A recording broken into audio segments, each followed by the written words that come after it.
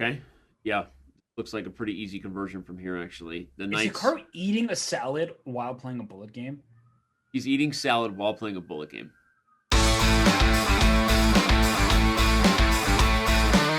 The game should be starting any moment. I agree. I agree. You agree? Here they go. Here they are.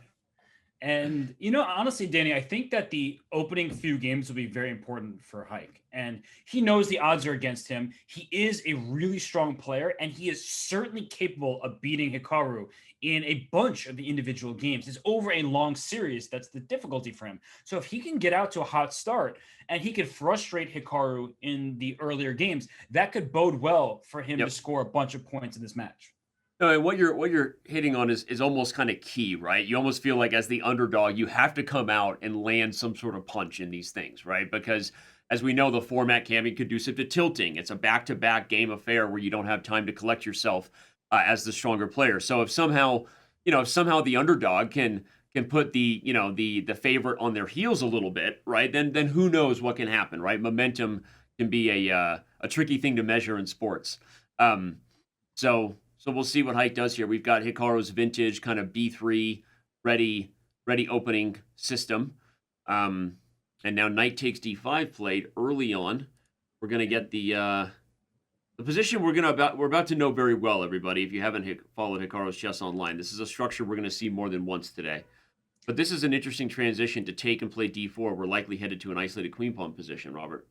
Yeah, we are. And he took with the pawn on d5, did Haik Martirosyan, because he didn't want to allow Hikaru to continue developing with tempo after tempo. So here we see a position where it's likely, as Danny said, that black is going to be stuck with an isolated queen pawn. But if you look at the development, black's king is already castled, white's Mhm. king is still in the center. And you can play a move like queen a5 check right now to say, hey, wait a second, are you really going to move your king and lose your right to castle? Or are you going to block the check, in which case maybe black can trade things up. Queen a5 check forces king f1 now, Danny. Yeah.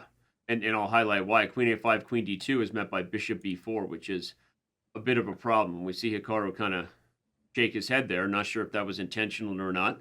That was a very large beverage he just took a sip of. I have no idea what that is, but that was a large drink. Um, okay. Um, I think black's position is good. How yeah, could you black's position complain looks about great. this? So whatever happened in the move order here, let's back up on the analysis board real quick and just show that it started with this move d5 early by Hike, and then the transition by Hikaru to go for d4. The risk is immediate, as Robert pointed out here on this diagonal. So a bit of a strange transition. Now, positionally, white is still okay long term because you're looking at an isolated queen pawn, right? And black doesn't have the kind of minor pieces you normally hope for when you're going to take advantage of a king in the center, right? There's been already been a lot of trades, but still not a bad start for the young Armenian. No, but I like the way you pointed it out, because what white would ideally like to do is trade off these light square bishops, play pawn to g3, king to g2, and sort of castle by hand, and Right. then go and attack this d5 pawn. So I actually like Hike's response, bishop Yeah. e4, saying if we are going to trade bishops, we're doing it on my terms, and you are Yep. fixing my pawn structure by allowing me to capture with my pawn, and that regains contact with a pawn in an adjacent file, the f pawn. So I Yeah. like the way that both are handling this right now. I think it's easier for black to play, and Hike is keeping pace in the clock, Danny. So he's in good shape thus far. Yeah, I wonder if white can play for f3, I guess, to kind of, again, force the issue as you're talking about, right? White doesn't want to trade and eliminate the weakness, but white doesn't want to leave this thorn in his side either because that causes further dysfunction to the king. So f3 would be a move I would consider if I was Hikaru. Um, but yeah, he's definitely got his work cut out for him early on here. And okay, he goes for f3 as I was kind of anticipating. Um, and The obvious now, downside being that your pawn chain, well, yep, there's not a chain anymore, but a pawn chain is only as strong as its base pawn. And here e3 doesn't have the defense of a pawn in f2. So look at Hike try to go bishop c5 in the near future, perhaps, and go after the e3 square. Not going to be easy to pile up on, but still, it's something to keep an eye out for. yeah, the strange position, kind of a tame position. I think of these guys as two like incredible attackers, and we're gonna get some messy positions today, I think. But this is a very tame position. Bishop c5 now played, as you suggested, Robert, and we're gonna get the kind of trade that basically leaves white with a target and black with a target. right? Who coordinates better? Objectively in OTB chess, this would probably just be, a draw, equal, but we'll see what happens in the ensuing time pressure. Yeah, black's position is quite decent right now, but going forward, white's position will be better in, say, an endgame. But right at queen h6 looks like a really annoying move because the king wants to go to g1 at some point Yep. and castle by hand, but e3 is loose, and by playing queen h6, you're also attacking the h2 pawn. But the problem with queen h6 is you leave the c file, so your queen is sort of stuck defending against Right. a rook c7 type of move. But I want to swing over to the king side and start attacking some of white's pawns as well. Right. Now, a5 is played in a way to try to justify the queen's current position. A4 would be a good move, and trying to create targets. Interesting point that you highlighted c7 to, from an educational perspective, you have to be aware that just because it's a rook ending coming doesn't mean it's a guaranteed draw. And usually the first person to get the 7th rank in situations like this has great winning chances despite all other things being equal. So you got to watch out for that. Now it's up for Hikaru to think about. Is there some way that he would gambit the h2 pawn, or is just simple moves like h3 probably what we're going to see here? He's h3 looks best to me, but he's probably thinking about queen f4. And the point of queen f4 is you may double your own pawns, but then your rook on d1 hits d5. Your remaining pawns are protected, so you don't have to be stuck to some defense. And you have a rook on the c file ready to go through to c7. You made the point of rooks in the 7th rank, despite an equal looking endgame. Having the rooks on the 7th rank is very powerful, but instead Hikaru calmly opts for h3, which I do think is the best decision. One thing on the clock so far, right? You're happy if you're Haik, right? You're keeping pace with the beast, right? That's all you have to do sometimes is keep up with the beast on the clock at least. Give yourself a chance. Um, so right now both sides dead level in regards to their time management. And black's a little bit worse here. Again, so we highlighted e3 is more of a target, everyone, with the queens kind of staying on the board. If the queens came off, white's king a teeny bit more active, d5 a teeny bit more weak than e3. I like this move to try to double, kind of justify the queens on the board. But you are laughing in the face of infiltration. Yeah, and this rook can come to c5 or c7. Honestly, it looks like Haik's pawns are about to start being plucked off, and rook c5 Yeah. I think just takes care of at least one of them. Yeah, and white can always play rook d3 actually to guard e3. So this is a little bit tricky now. In fact, Hikaru likes your move, rook c5, better than my move. Classic Hikaru, choosing your move over mine. All right, rook c5 actually looks really good, and you might even have to watch out for back rank stuff in the near future if you're not careful. So this is now getting tricky for Haik. You can tell Hikaru is, super focused here. Not necessarily the normal streaming Hikaru. He's really taking his time in a simple position. I feel like he's really trying to get a W to start things off here. He wants to get the most out of this small advantage. Yeah, and there's not going to be any flagging or winning on the clock because of that 1 second increment, which means that even if you get a better position, you still have to prove that advantage down to the wire. So Hikaru is doing just that. He's playing an excellent game. I like the precision he has shown. And as you said, he is being deliberate in his actions. He's not just making a move and hoping it pans out. Every single move that he's played this far has had clear purpose. And honestly, I didn't like his position out of the opening. Maybe I didn't quite comprehend the dynamics, but I thought that black was doing okay. And then very quickly, Haik was no longer in a good spot. Right. Well, especially Hikaru's body language. When the check was given on a5, he kind of gave me Hikaru number 9. I speak fluent Hikaru head bob. And he moved his king to f1, and I was like, I could have misinterpreted. That could have been Hikaru Nakamura number 13, which is actually the confident head bob, but not the bad one. So so it's a fickle beast when it comes to translating those things. All right. Oh, I agree. White is the one playing for 2 results here, and it's already a little bit hard to see Haik holding this because I think d5 is falling for it now. It certainly is. You can take either pawn, and that's what Hikaru is doing. He's up a bit on the clock. He's thinking, do I want the a5 pawn or the d5 pawn? Mm-hmm. Both look appetizing. All right, well, we've already got 8,500 of you with us on Twitch, a couple thousand on YouTube. Thanks for tuning in to see yet another Speed Chess Championship affair. Hikaru Nakamura of TSM versus Haik Martirosyan. And it's going to be an exciting day. Now Hikaru getting under time pressure, so I wonder what he's thinking about. Yeah, Yeah, he does have the E3 pawn protected, so he does take on A5. And maybe this was a critical decision for him, choosing which one to Yeah. take. Because if you take the D5 pawn, you do win a pawn, but then you're only up this E pawn, which can be hard to prove. By taking the queenside pawn and Yeah. D5 still being a weakness, perhaps he's saying, hey, I'm going to win the second one in addition to that A5 pawn I just stole. Well, let's analyze because the key point is that rook c2 check just doesn't do anything, right? The queen is guarding everybody. And so I Yes. guess it seems risky to move your rook to the edge of the board, but his point is now I leave you with the weakness and I took a healthy pawn rather than taking the weak pawn, as you said, on d5. So yeah, really a critical decision. And we see rook check now and rook d2, and we see him take another large drink of that insanely big, I think, energy drink. He's going to be full of energy coming for the interview.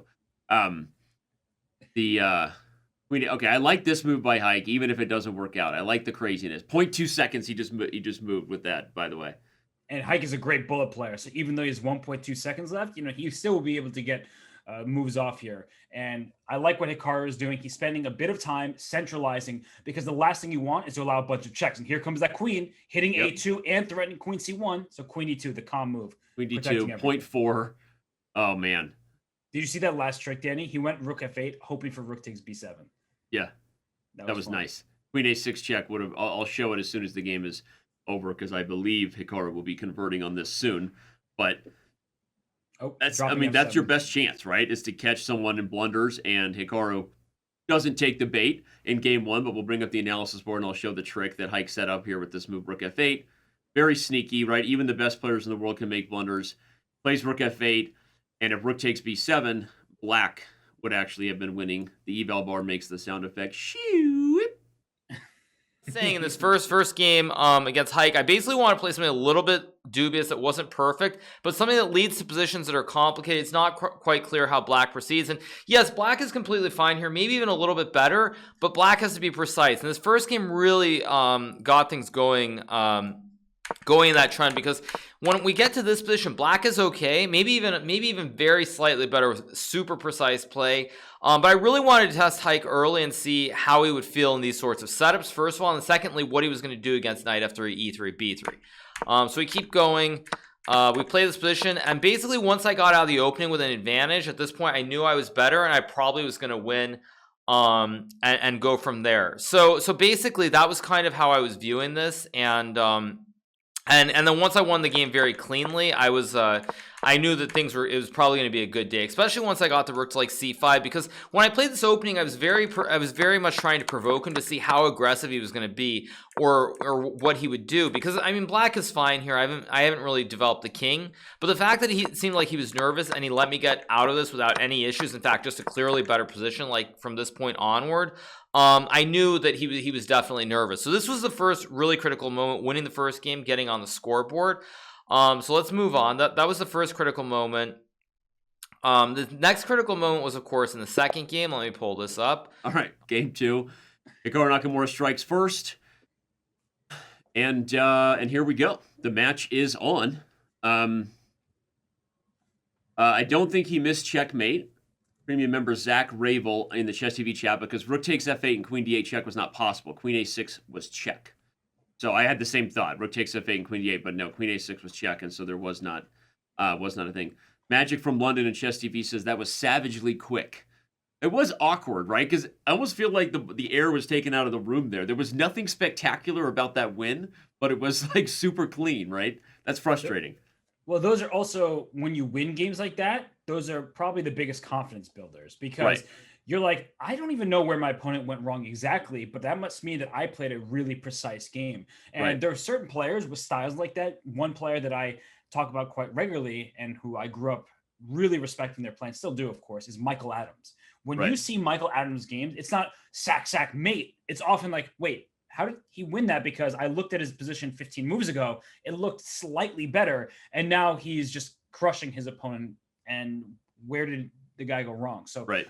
it is No, nice you're right. to win And games those like those that. games, when you lose them, can be deflators, because sometimes, as we've said, it's easier to get over a loss when you just got the bleep kicked out of you, right? It was just right. It wasn't a game where Yeah. you're like, I just felt like I got strangled there, right? I mean, and that's frustrating. So, all right, we've got a A queen's gambit declined here. And preparation by Haik, because he's at 5 minutes, and Hikaru's face. Danny, which number is that? That's number 6. He's actually not remembering opening theory because that's number 7. He's okay. He's taking me down a world here. It's going to be a rabbit world. I'm gonna have to get my catalog out. Even the world's leading experts have to remember their own work. So he's looking at this position very quizzically, and I guess he's trying to figure out: do I take on d5? Do I allow white to take me on c6 at some point? And he does take on d5, in fact. Right, which would have been nice at a pawn. Yeah, let's bring up the analysis board. That was a key moment. Obviously, Hikaru was debating if you go for some sort of activity, maybe you develop the bishop and you sacrifice, a weakness on c6, but might be a little bit better for white to have this long-term problem. So instead, Hikaru takes. Haik still playing very quickly. Bishop takes d5, queen e7. And white's a little bit better here. This would be the other recipe for the underdog, right? Obviously, getting some early wins would be huge. But if he somehow shows that he put in more prep than Hikaru did, right? Because obviously he has more to prove, that would pay off if he can get advantages when he's white. And he is demonstrating the kind of square control that you like to see from technical players. Look at this d5 square. You can take a bishop for a knight, but that knight will just replace the bishop, right? You'll have a white knight landing on d5, an open c file to work with, the rook on f1 swinging right over to d1. So white's pieces are coordinated extremely well. And it's not just d5, it's also the e4 square. The knight can hop over to there as well. And the bishop on f6. We tend to like bishops over knights. For now, the dark square bishop not doing much of anything, which is why white can claim a slight but nagging advantage. Yeah. Well said. And you don't want there to be some transition where this bishop stays bad on f6. The knight dominates a square like d5, and white is ready to pounce on one of the only open files on the board, right? If you remove all the pieces, both the D file and the C file are open. But white is a little more poised to take advantage of that. This is a very good move. I think you would love to have put the pawn there, but black probably develops the bishop and just blinks at the tension, doesn't release it. This move has more of a threat. You're actually putting more pressure on b7. I was just going to say, it forces this, and maybe now you can keep building on it. I also like that it stops bishop g4, Robert. And it's funny because bishop f5 wants to be played, but you need to play g6 first. But do not play g6 because g6, queen takes g6 will be a free pawn. I'll just show it real quick. LOL. I feel like you were talking to me directly. Danny, don't play g6. Well, that's why he played king h8. He is setting g6 up to develop the light square bishop. So both sides playing extremely well thus far. It's been a technical game, small improvements. And for Hikaru, playing a move like king h8 is not easy, but shows how strong he is. And Haik, he needs to take a step back here and figure out, okay, my position looks excellent, but is it just aesthetically pleasing, or can I create some concrete threats? And I don't quite see how you build up more pressure than you already have. Yeah, because if you give black more moves, as you said, we've established some plans. G6 and bishop f5. You could even try to get away with bishop e6 in some positions if you can get away with temporarily not defending the e5 pawn. There may be some tactics there. So, like you said, sometimes you have the advantage, and now it's on you, right, to press. I mean, a4, a5 is one. I was just going to say, if I was playing Guess the Move, this is a nice idea, because if you can force the knight to make a decision here, everybody, this is what Hikaru is trying to avoid, is bringing the knight to that strong square. So I like that move. By the way, you can play Guess the Move. Who's playing today? We got Indian Lad, or he's not here? Whoa. We do have G4, but I'll check who's playing Guess the Move for you. While that's a Danny move, G4. And Indian Lad is playing. So is Dragon B70. We got a couple of title players. Remember, you can win cash prizes, and you're not behind, right? So don't sit on the sidelines. Just guess the move. Sorry, I can't get over it. All right, bishop e6 now played. And this is what I was wondering. I mean, obviously, it temporarily undefends the pawn, but I don't think you can get away with knight e5 because you take with tempo and then renew your attack. Unless there's some tactics that I'm too lazy to calculate. Nope, you're good. But the big problem for white, Danny, is bishop e6 you wouldn't mind if you could put your pawn back on g2. Like the pawn on g4 is not where it wants to be. It did its job stopping bishop f5, but now it's a bit awkward. However, Haik making a very good move a5, simply Mhm. attacking the knight on b6. And if the knight drops back as it just did, oh gosh, I would love to play queen to d5, but I dropped the g4 pawn. Like I would like to trade queens here. Yep. No, but Haik's playing well. I mean, this is what he needs to do as white, right? We talk about this a lot. Like, regardless of the level of strength you're playing, because chess is that sort of, black and white game. With preparation, a grandmaster believes they should be able to beat anybody with white, right? That's how they have to feel. But yeah, and look at that move. I mean, G5. Haik is really playing extraordinarily well right now. Yeah, aggressively bringing the noise, and he's also up 2 minutes. So this is the start of what you would say white has to do, or meaning Haik Martirosyan has to do if he has a chance in this match. And now you can just take en passant, take this pawn, and look And at then this. do you have queen takes? The knight's pinned. You don't, because the knight d5 is hanging at the end, right? So, but you can Okay, yeah, you take with the rook first. Sorry, I miscalculated the defenders, but you have to take. Now you can't take because rook g8. But I mean, the thing for white here is, can't you just play the simple king g2? Like, let's make sure there's no queen h3. The queen on e4 is perfectly placed. The pawn on e5 is permanently isolated. This looks like a very one-sided game right now, and Haik has been playing extremely well. Good move by Hikaru. He wants to trade to fix his pawn structure. And if you don't trade, you're running away. So you had to trade. White's still a little bit better, but that was a kind of a mini win. Here comes rook c7, I think, and white should be in the driver's seat as far as 2 results go in this endgame. Yeah, I guess the one annoying thing is the knight on f3 is tamed by this bishop on f6. So you are getting the active rook, but if a timely e4 happens, that could be a bit of a nuisance for Haik to deal with. But the b7 pawn does hang. So he gives up the e pawn for the b pawn, and I think this should result in close to a winning position. Yeah, this is quickly becoming a rook ending that white can convert. You can even play a6 here with the threat of b5. And once you've anchored in the idea of a7 being weak, you're also constantly threatening things like b6 and sacrifice to just run the a pawn. So I don't think black's counterplay is fast enough here. Well, if you play a6, Danny, there might be f3. This is actually incredibly instructive. How an aggressive Irritating as all position, giddy up. yeah, turns problematic because you're threatening mate, but you're also trying to promote the pawn of your own. Right. Let's go to the analysis board real quick to show that. If something like a6 was played, f3, and if you have to move this, there's a quick idea of check, and now I've returned the favor that I was highlighting with the b pawn. Black sacrifices the e pawn because it doesn't matter how many pawns you have left in these endgames. It matters who gets a queen first. And that's happening right now. Oh, my wow. goodness. Oh my gosh. Haik blundered. Haik blundered with b5. You can see the eval bar. He missed this idea literally on the board. That's heartbreaking. That's Oh, absolutely man. heartbreaking for Haik. Yeah, this idea of check and f3. I mean, check and e3. This is... I highlighted it thinking it was going to be a superficial, educational nugget you could put in your pocket, right? Don't forget in these rook endings, pawn sacks are always have to be on the forefront of your thinking, because all that matters is who gets a queen first. And Haik blunders exactly into that line. Again, everybody, if f takes e3, f2 is lights out. He's trying to promote a pawn of his own, but as long as black doesn't allow b takes, black a7, just takes it. That's the blunder. Yeah. It what's funny is if black had taken here, white takes, and actually, white could have been winning there despite black queening first. So very well played by Hikaru. And now it's a7 will be met by rook a1 and the game's over. Yeah. Oh, man. And for the first 30 moves of the game, let's say, Haik played marvelous chess. And then sadly, there's that one mistake. Chess is evil like that. Yep. You make one mistake, your advantage goes kaput, and down he goes. Here Hikaru could just come to the 6th rank and give up the b pawn. Wonder why he's... I mean, not necessary, I guess, because he's calculated that he can inch his way forward on the diagonal. Okay, so this was the first critical moment. Now, oddly enough, Haik had played this against me, I believe, in a previous Blitz game. I don't remember exactly how it went.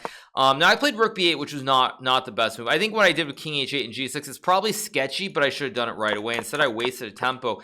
And already here, I felt like white should be much better somehow. Like, it felt like maybe there's some sacrifice maybe or something. But when Haik played g4 and we reached this position, white is obviously a little bit better throughout the game. And I kind of started to gamble here. f5 was probably not right. I should have played h5. But once I was able to reach this endgame where I knew that it should be a draw, or maybe it's not a draw, it's just losing. Oh, it's just losing. But yeah, apparently it's losing. Oh, wait, TSM, wait, Reggie, why are you here, dude? You're like right across the hall. You're right across the hall, man. Like, come on. Literally, he's like, literally, I could walk out and wave across and I would see him. Anyway, all right. I don't even know if I should call him Reggie or Andy. But anyway, thank you so much. So get him on the stream. It's okay, you guys. Anyway, though, the thing is, this was a critical moment because I had won the very first game of the match, and this was the second game, which was really, really important because, as you see from the evaluations, computers give white a big advantage. When Haik blundered this b5, f3, this is a common theme. Now, the funny thing is there was a bullet game where this could have happened later on with the colors reversed, where we could have had the same structure and it's winning. And I think Haik just forgot that what happens is if I push this one, he takes, I check, and the king blocks the pawn. So when you reach endgames, a lot of what you really need to do is you need to use your pawns to try and get them to the end of the board and make a queen. Thank you to Masoon for the 5 gifted. Thank you so much. So the thing is here is just checkmate. The king is stuck on g1. You can't move the king. I'm threatening to bring it down because then the king loses. Like, you push the pawn, I go here. King has no squares. The pawns stop the king from coming forward. So h4, I make the check and then I push the pawn, and it's a pawn is getting to the end of the board either way. If white takes, I push this one, my rook guards the square, and the only way white can stop me from making a queen is by giving up the rook, but then I'll just have an extra rook on the board. And so he goes here, I take, he takes, and now, or takes, sorry, he goes to a6, I take the pawn, he basically checks and pushes, and after rook a1 it's losing because look at these two pawns. This pawn prevents the king from ever coming over, so even if white checks and makes a queen, there's just no way to stop me from getting a queen. And a queen, of course, is worth 9, a rook is worth 5, so a queen is much more powerful, moves in every single direction. Rooks only move you know, on up and down or side to side.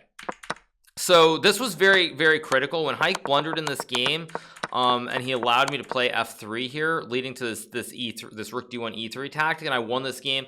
I think already at this point the match was objectively over, even though we were only 2 games into the match, and the match was going to be 3 hours. So this was a critical, very, very critical moment, winning these first 2 games. Wowzers. There you go. That's a tough one. I thought you were going to give us a rhyme, you know, wowzers. I thought about it, but it involved my trousers, wowzers, and I didn't want to talk about trousers. That's really where I thought you were going, and I'm proud of you. So now I've done it even worse. Now I've said the thing I didn't want to say, and without the impact of the joke. Yeah, but I'm proud of you, but also surprised and a little worried, you know, that you didn't go for the joke. So it's back-to-back days here, you know. I woke up a little bit on the wrong side of the bed today. I'm just going to be honest. Okay. You know. All right. 2-0 right now, Hikaru Nakamura, and that's a disappointing loss there if you're Haik, because as you said, Robert, he was the better player for 35 moves, right? And then Hikaru, as he often does, resourcefully perseveres. And you and I talk about this, I feel like it is a little bit of deja vu. We've said so many times, one of the things that makes Hikaru just so good is that he wins. I mean, the only person who wins more games like that he shouldn't have won is Magnus Carlsen, right? Hikaru wins those games all the time, so get used to it, right? He doesn't go away, doesn't give up, and you make one mistake and it's over. And it's the sign of an exceptional chess player, because realistically, you will not be better in every single game. You will face plenty of bad positions. And for Hikaru to stay in that whole time, and then not only to find moves that liquidated, simplify, and then find that shot at the critical moment, the idea with f3, rook check e3, that's just really showing fantastic understanding of the game. So Hikaru out to a 2-0 lead. And Danny, for Haik, you know, does that build confidence, or is it more deflating than anything to suffer defeat despite knowing? If you have the right mindset, it can build confidence, right? The right coach will, and coaching, even if you're coaching yourself, will say, hey man, focus on what you can control. Focus on the positive takeaway, which was you outplayed him for a lot of the game, right? And do it again, right? All you can do is one game at a time. And then ultimately then the other part of you says, yeah, but the scoreboard, right? And so it's just depends on your frame of mind, right? Um, so yeah. All right. Well, now we're in a Queen's Indian defense. We've seen this position a lot. Theoretically relevant when you got this bishop on a6 in these lines. Black has pressure, kind of a reverse sort of Marco hop structure you get sometimes in the Moxie bind. E2 being backward target, but in exchange, White has pressure on the C file. And now when bishop e7 is played, I'm already looking at lines where you move the knight from c3 and things get immediately sticky. And I mean, you see Hikaru? Look at him. What's he doing? what number was that? That might be a new one. That might be TSM Hikaru. I'll add it to the catalog. Whatever it was, he's frustrated with something. Okay, now he's back to Hikaru number 7, which is looking up in the sky a little bit, trying to remember previous theory. A well-known Hikaru look. All right, bishop g5 was played, and maybe that's what he was doing. Maybe he was trying to remember his line and plays bishop g5. I feel like you see this in a lot of Queen's Indians, Robert. The pieces develop kind of passively, and then they start coming to life as the middle game ensues. It's an interesting position here. What does Black play? For Haik, I mean, he did a good job of just retreating with bishop to b7, covering the d5 pawn and the c6 square, which is important. And he plays knight f8, so he can hop his knight right into e6. And a big issue for Black in this particular position is playing c5 is somewhat standard, but not here because d5 is so vulnerable. So by playing c5, you eliminate the possibility that you can ever play pawn to c6, which defends the pawn with another pawn. Yeah, it's tough because this is the move you need to get active. It's the move you need to kind of liberate your pieces in a lot of these Queen's Indians, but positionally, it might be the move that loses you the game. I love b4. Threatening b5, this is like a super irritating moment for Black. It's sort of reminiscent of what Haik did with g4 in the last game, in a sense, and then went g5. So trying to stop the pawn advantage here for Black, where Black has 4 pawns versus 3 from the A through the D files, but White's pawns are actually stopping Black from pressing forward. And there's c6. Calm move. c6. I still think a4, b5 probably the plan, unless there's something more direct. I mean, the issue with making this commitment is now you have a weakness. It's a little easier to target if this knight moves. But Black's position is also super solid. You've got the bishop pair, so long term, if you can deal with the weakness and slowly expand, that's what Black is trying to hope for. And for Hikaru, you have to wonder, is now Haik getting ready to play bishop takes e5? Because you often do not want to take that knight on e5, especially if d5 is not protected. But now that d5 is defended by a pawn, this could be the right time to play bishop takes e5. I'm not sure that it is. Yeah, I was just going to ask you if that's a transition you want to make here. I mean, you give up the bishop pair, and the risk is, maybe even a majority kind of pawn storm, but you do at least protect the C pawn and your whole center if you get rid of this knight. Funny comment from Chess TV chat said Hikaru was pulling a Harmon by looking at the ceiling. Pulling a Beth Harmon. LOL. Better to pull that kind of Harmon than others, right? Yeah. But Danny, you've made this point a lot. Actually, something that I've taken from you and how you explain it. Capturing towards your opponent's king and having your pawns facing that direction is a good thing. So when you consider a move like bishop takes e5 and White taking with the d pawn, White is capturing towards Black's king, which can be frightening if White is able to build up on that and create an attack, as you were saying, with f4, f5. So just wanted to give you that nod because that is something. Although in this case, I would say that, without the minor pieces poised to kind of expose the king side, the other thing Black could get after takes is a quick d4. Again, super risky, and we're being very kind of theoretical here, right? Because the concrete matter is probably d4 wouldn't have worked, the c6 pawn. But it is a place you want to focus as far as highlighting the tension. And Hikaru says enough is enough. I'll come back. And c5 is still not a possibility. No. Yeah, it's White maintains an edge here. You're even preparing to, I guess, double rooks on the c file. And we talk about this often, right? Bishops often can outclass knights in open positions, but here the position is quite closed. Look at that bishop on b7, staring into its own pawns. The bishop on f6, staring into a protected pawn on d4. So the knights are doing quite well here. And if you are Haik, you want to open the position up. And how do you Can I go bishop takes d4 now, by the way? I don't know if it's good, but I get a rook and 2 pawns for my minor pieces. Let's analyze it for sure. I mean, that's got to be something you're thinking about. Bishop takes d4 takes, a fork town, move the queen and trade. And, from a practical point of view, it's so hard to want to give your opponent the 2 pieces for the rook. But if black gets everything you want in these positions and you get c5, you've got double connected pass pawns and rook supporting him. So that was definitely interesting to consider. In fact, maybe Haik is doing just that because he's now been thinking for about 30 seconds. I see a lot of questions on how you can play Guess the Move. If you're on Chess TV, there's a button below the player. If you don't see it, refresh. It'll be there. You might have loaded Chess TV before we got it up. And you can click the button to follow the games. If you're on Twitch or YouTube, one of our awesome moderators can help out with that and give you a link to go play Guess the Move at chess.com. Well, Danny, I was going to say that... I think just A3 is the immediate response. But maybe Haik is setting something up, Robert. He wants to open up more files for the rook because he maybe has this idea. Perhaps. I mean, I was going to say that bishop takes d4 is the type of move I would play because I don't like sitting in passive positions. But you might be right that he is going for this bishop takes d4 after opening up the A file. But I really don't like sitting with his bishop on b7, pawn on c6. But maybe Haik's just more comfortable than I am here. Yeah, Haik is sitting tight. Again, these positions are funny because I feel like as a commentator, we're always highlighting the dysfunction, the problem, and naturally so. And maybe actually now that was kind of a risky move, walking away from the protection of the pawn. But, with the bishop pair and these guys play these positions a lot, it's actually, often very, very solid and hard to break through. Hikaru did not like his move knight to b2. Okay, but c6 and b6 are under attack. So this position is extremely hard to evaluate. Haik retreated his bishop to attack that b4 pawn. Hikaru says, I don't need that because b6 and c6 are so vulnerable here. And I don't want to drop c6, that's for sure. So bishop b5 just to protect? Yeah. Bishop b5, and he goes for it. I'm going to say, Hikaru shakes his head. He's not happy with his position. You still have bishop f1 as an idea if you're trying to undermine protection of the c pawn.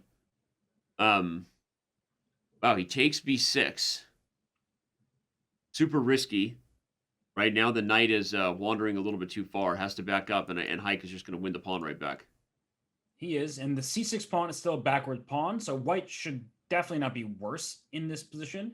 But the power of the bishops, you see their presence now with open diagonals, but I do think that white is the preferred side because of your bishop f1 idea. The knight can just come to d3 and into e5 or c5 or even b4 to attack c6. So black's sitting passively at this point. Now rook a8. It feels like if there was some sort of way to take advantage of the bishop here, maybe Haik or that knight, maybe it slipped because now I agree we're heading into an endgame where 2 result position for white, and then we look at the clock, which we haven't looked at all day. I mean, given we're dealing with Hikaru here, usually it's something we highlight, a big advantage he has on time. Haik has kept up with him for the most part. Although now, what's hard to do? Defend lost positions with no time on the clock. That's what's hard to do. Agreed. Especially one of the harder things to do. There goes that B pawn. And if he can keep that, I don't know if he can because white can play like rook c5, rook c3, and then try to get the knight to attack the pawn.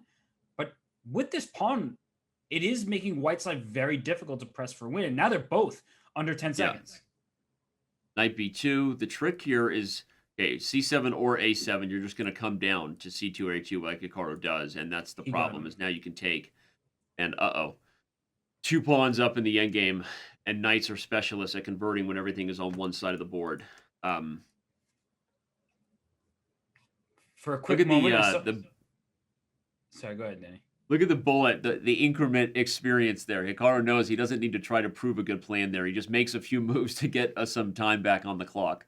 And now he'll focus on converting the extra D pawn. I saw for a quick second the eval bar important swung too. So in this black. third game, I decided to play more normal traditional openings. I played d4, c4, knight f3. Haik played b6, playing the Queen's Indian defense, not the Queen's Gambit, which would be d5 here. Instead of playing b6, which is the Queen's Indian. Basically because you try to develop this bishop on this diagonal, but the queen is here, so it's to the left of the queen, so it's called Queen's Indian. Whereas if you were to say play pawn here, this is the King's Indian, because again you try to develop the bishop on the diagonal, but it's to the right of the king. So because you play pawn to b6, it's called the Queen's Indian, because again you're going to use the bishop on this diagonal, but it's to the left of the queen.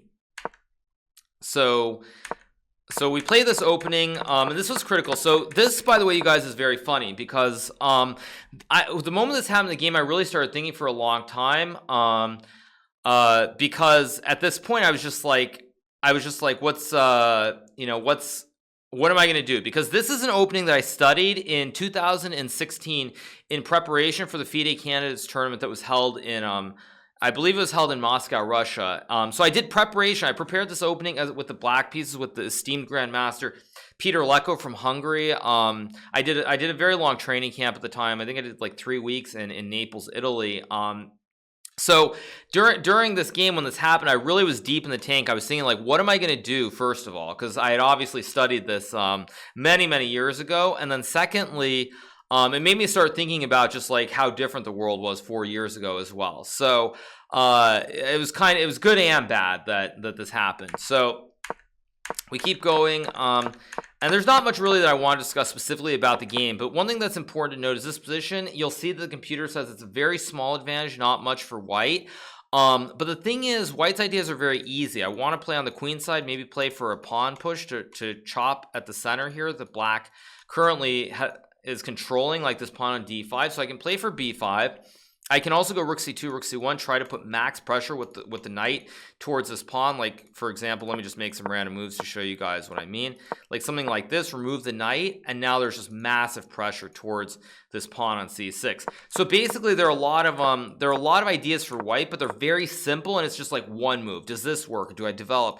The ideas are really straightforward. So I thought that Haik's decision to play the Queen's Indian was objectively a big mistake, even though the opening itself is fine, because the ideas aren't clear. And in blitz, when you have to use a lot of time and think, it puts you at a big disadvantage. So I think that's the thing that's really worth noting. To be clear, is that it's very hard to play. So I thought this was a fundamental mistake by Haik. Maybe not in this first game to play, but I thought it was a big mistake by him to keep repeating this opening strategy, because it just led to a lot of positions that were hard to play. So I thought this was just a fundamental mistake, that he stuck with it so long that he didn't have a plan B. So it's really important. This is why I think I'm very good in matches. Is I always have like 3 or 4 plans. So I can tell you what plan 1 is. There's plan 1, which is what I did at the start, which is play like funny b3, e3, play the sort of little bit offbeat stuff, see what they're going to do. Does it work? Does it not work? That's option 1. Option 2 is be a man and play hardcore theory, like I did in game 3. So you kind of want to see what works. There are other options, like you can play e4 on move 1 and play other stuff as well. So there are a lot of different strategies I have with white. And for example, also with black, what I did in this opening, I played the Queen's Gambit defense, and it held up even though I got some bad positions. But very early, if it had not been working, I would have actually changed it up and played like the King's Indian or like Rogozin or some other setups very early on if it hadn't been working. So like that's kind of the thing, is you have to have you have to have multiple plans. And I felt like with Haik, mind you, he's not as experienced, so I'm not trying to be really critical of him. But I think after probably the 5th game or so, 5th game of the match, or third or fourth black, where he played the Queen's Indian, he probably should have already shifted it up and played something different. Now later on he did, but I think he waited too long to switch it up, because this is a match strategy. So it's important. So that's what I would say, to be very clear. Now I'd also add one other thing, you guys. You'll see, like Haik, I do have a lot of respect for him, and unlike some other people like Anish or maybe Jeffrey Zhang, I did not play any ball clouds today. I did not do that. So Haik is a great player. I do have a lot of respect for him. Now there was another very funny moment. Was it which game was it? Was it this game? All right, we're back in the same structure we've gotten a few times. The move order has been a little different, but Haik loves this little this d5 advance. I mean, the bishop on h4 pinning the knight on f6 looks like a nuisance, but the knight on d7 does cover the other knight. So it's not like your pawn structure is in danger of being ruined. But Haik spending time thinking, am I going to take on d5 with the bishop, offering a trade, or take with the knight and keep more pieces on the board and hope that with more space, keeping more pieces on the board should favor white. G5 ever on the agenda? Too much. I guess no reason. But I was like, if you take... No reason to want to unpin the knight anyway. Okay, forget I said that. I'm not going to. Let's delete that later. You know I have a good memory. Not forgetting it.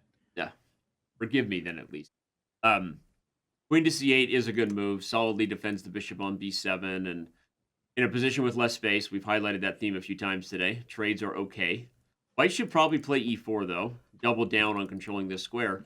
Is this going to be a theme all match? Haik is trying to double down on his control over d5, no matter what the position is. We've been highlighting this every time. Go ahead. No, it feels like what's happening every single game, and he can't really play e4. You don't want to give up the bishop here, I don't think. But otherwise you have to trade on b7, which is fine. But Black's queen is much happier on b7 than it was on d8. Yep.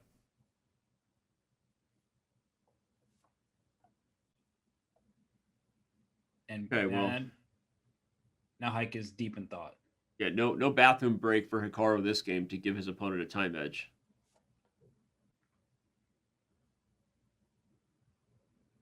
Up 1 minute and 45 seconds. Yeah, and now we're trying to figure this out. So what can Haik be? He does play e4. Okay. Well, I think... And Hikaru doesn't approve.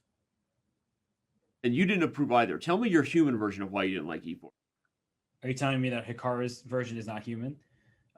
Not approving? Well, what Hikaru's doing is probably what you would suggest, right? Yeah. But, I mean, the problem with e4 is you're putting your pawn on a vulnerable square. And I thought that the knight can just take the bishop on d5. And getting the 2 bishops for Black seems like a win in this current position because there are a bunch of vulnerable squares in White's camp. It may not seem noticeable at first because White has so much more space, but look at these squares like c5, c4, b3, b4. I feel like the queen side is Black's for the taking, if you will. And so that's why I would like to start with knight takes d5 and then maybe play pawn to a5 for Black, just take over those dark squares. Interesting. And now Hikaru has the opportunity to do so. He's going into his think here, using that time advantage he's earned to try to convert.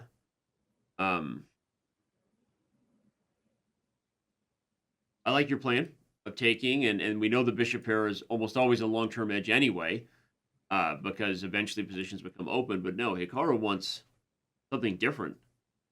Is it the e4 pawn?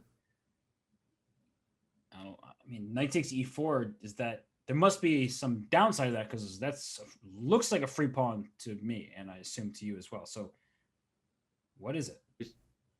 Saw people asking in chat whether this is the last 5-minute game. It's quite probable, right? A blunder could happen in the next 3.5 minutes, and the game could be over. But more than likely, this will be the last 5-minute game before our first break, and then the 3-minute segment. Yep. And all right, so queen c2 played as the response. So c7 clear target. So queen b. I mean, this is a surprisingly complicated game. Good move, though. That you defend the knight by attacking your opponents. Robert's point on queen c2, everyone, is if the knight makes a passive move, there's quick pressure coming. Even c5 isn't safe because white would always have b4 to kick the piece. The queen b7 is trying to bend dynamically, and Haik doubles down on the d5 square. He loves that d5 square.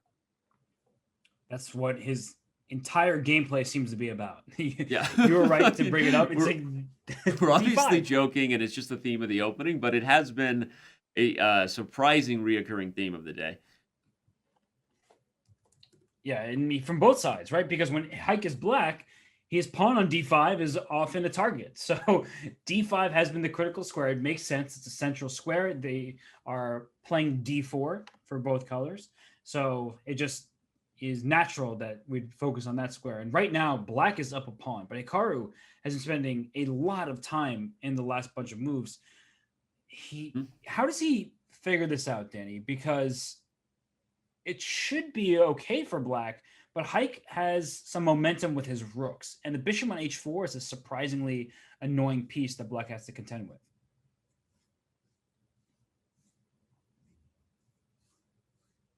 He goes for c5, but b4 is coming. I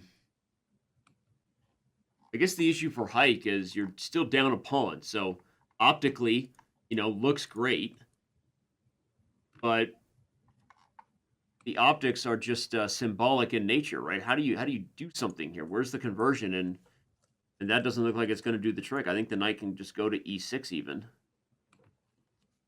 Hold everything. Yeah. Yeah, he does.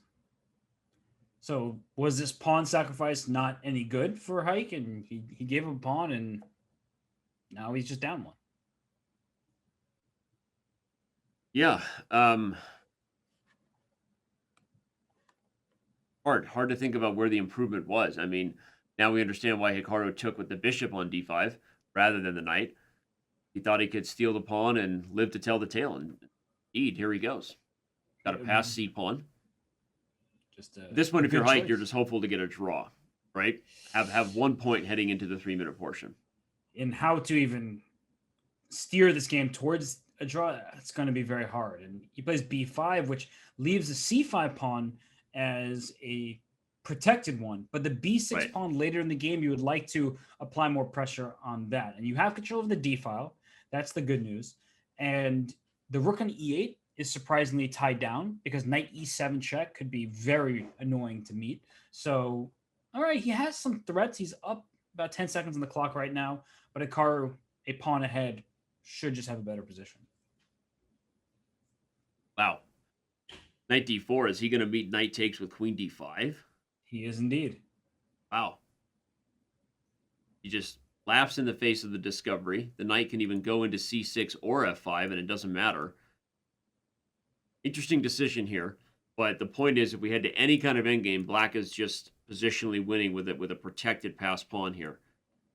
Although it is, I guess rook d6, there's a queen e1 check happening because what white wants to do is very quickly just pounce on the position, but you don't have time.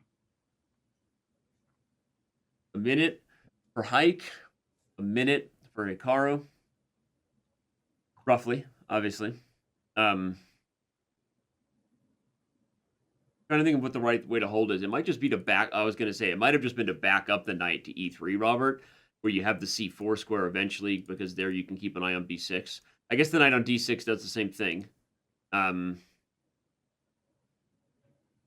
Okay, there you go. You head to c4, blockade, sit tight.